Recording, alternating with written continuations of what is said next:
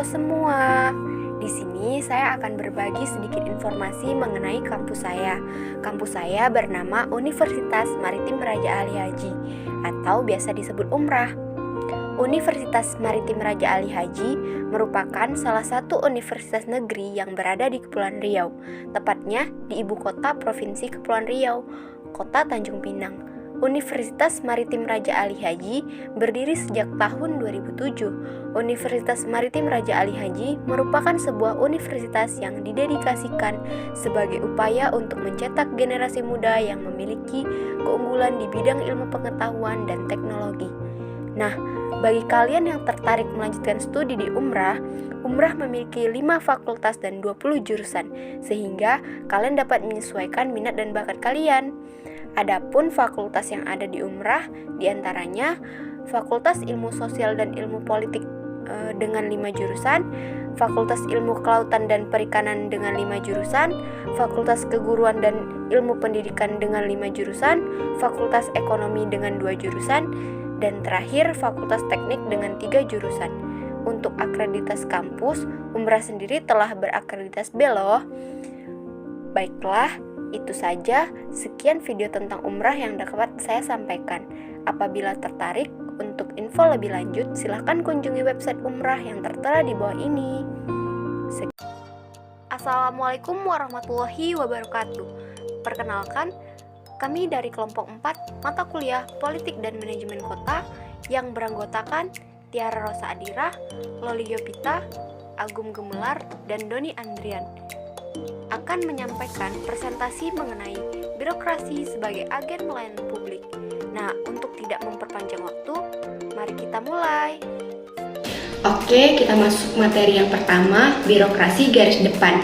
Politik dan birokrasi pemerintahan adalah dua hal yang tidak bisa dipisahkan, tetapi merupakan dua hal yang berbeda. Meskipun kehadiran politik dalam birokrasi pemerintahan tidak bisa dihindari, begitu juga sebaliknya, di dalam birokrasi pemerintahan tidak hanya didominasi oleh birokrat saja, tetapi juga diberikan ruang bagi instansi politik.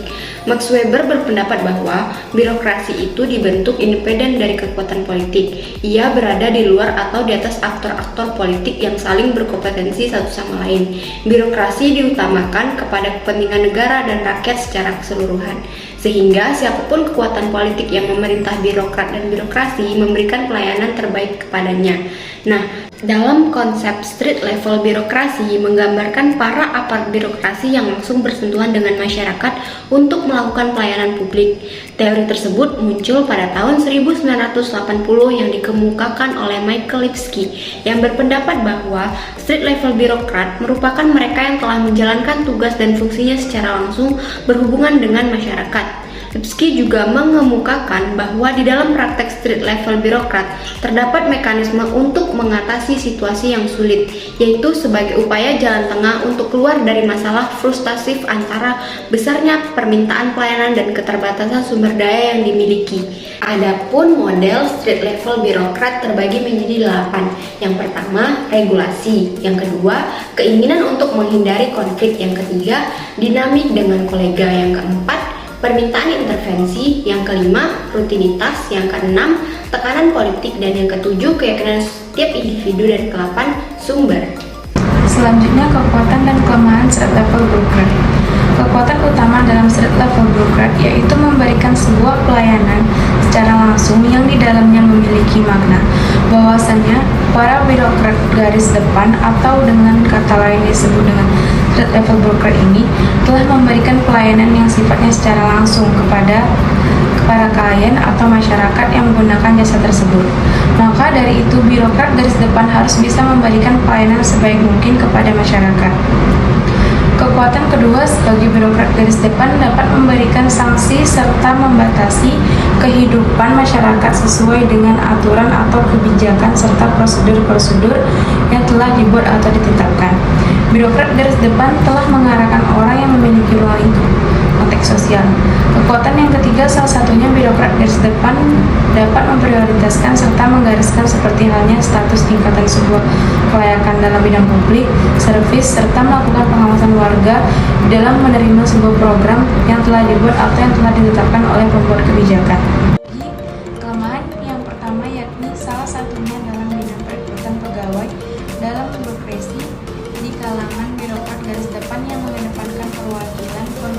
sosial masyarakat di kalangan wilayah birokrasi.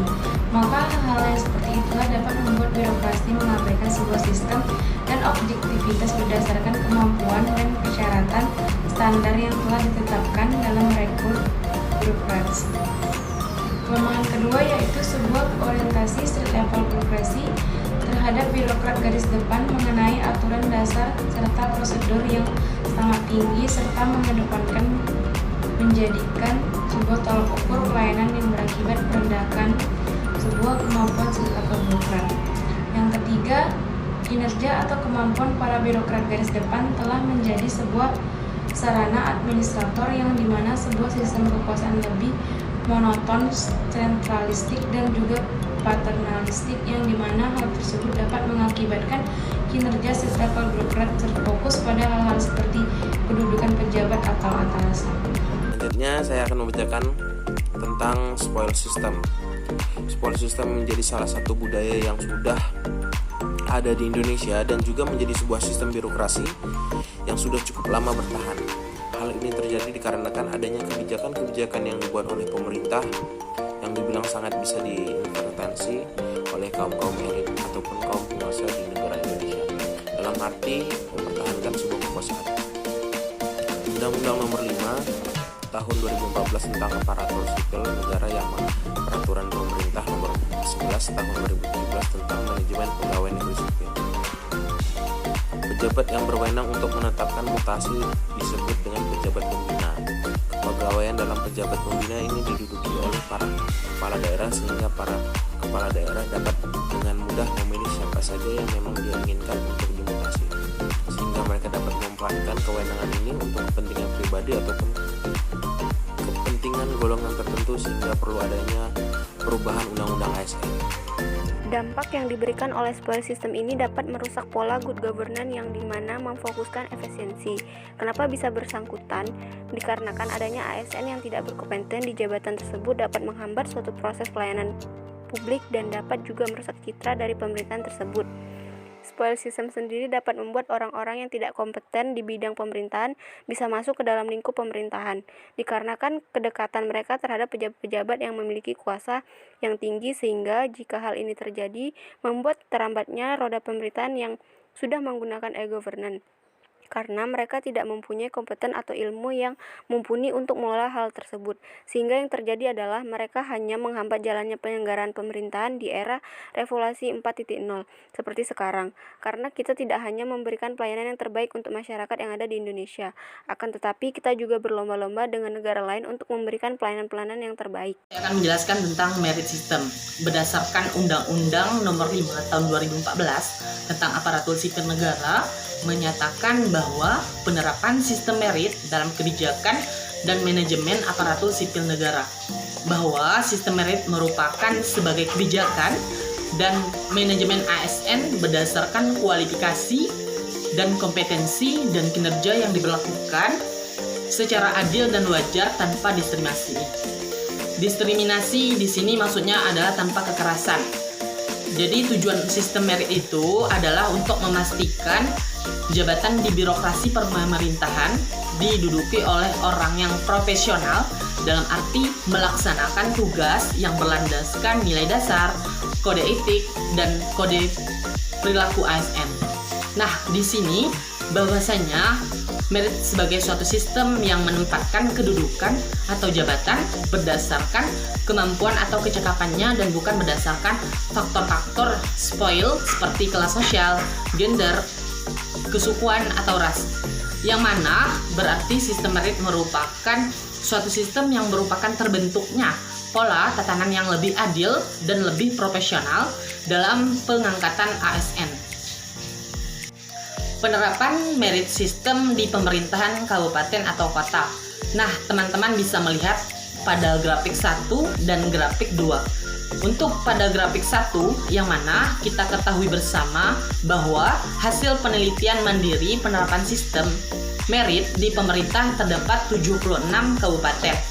Nah, kalau untuk pada grafik yang kedua, hasil penelitian penerapan sistem merit di pemerintah terdapat 27 pemerintah kota. Nah, di sini menunjukkan bahwa antara grafik 1 dan 2 masih rendahnya penerapan sistem merit di lingkungan pemerintah kabupaten dan kota, yang mana sekitaran 83,5% dari seluruh pemerintah kabupaten dan kota yang sudah melakukan penilaian sistem merit yang mendapatkan hasil dengan kategori kurang dan buruk. Baiklah, itu saja yang dapat kami sampaikan mengenai materi dengan tema birokrasi sebagai agen pelayanan publik, yang mana seperti yang kita ketahui ini merupakan pelajaran ruang lingkup mata kuliah politik manajerial kota. Nah, di sini kami akan menyimpulkan untuk tema tersebut bahwa birokrasi sebagai organisasi formal yang memiliki kedudukan dan cara kerja yang terikat dengan peraturan yang memiliki kompetensi sesuai jabatan atau wewenang agar terbentuknya suatu cita-cita dan tujuan negara yang demokratis akan membawa kebaikan memandangi negara dan bangsa ini, terutama masyarakat. Nah, untuk pewujudan pelaksanaan pemerintah yang baik, birokrasi ini hadir sebagai agen pelayanan publik untuk memberikan pelayanan kepada masyarakat dengan baik, untuk memperluas serta mempertahankan kekuasaan. Baiklah, terima kasih saya ucapkan. Sebelumnya mohon maaf apabila terdapat kesalahan dan menjelaskan materi ini terhadap beberapa anggota dari kelompok 4 ini. Saya akhiri dengan wassalamualaikum warahmatullahi wabarakatuh.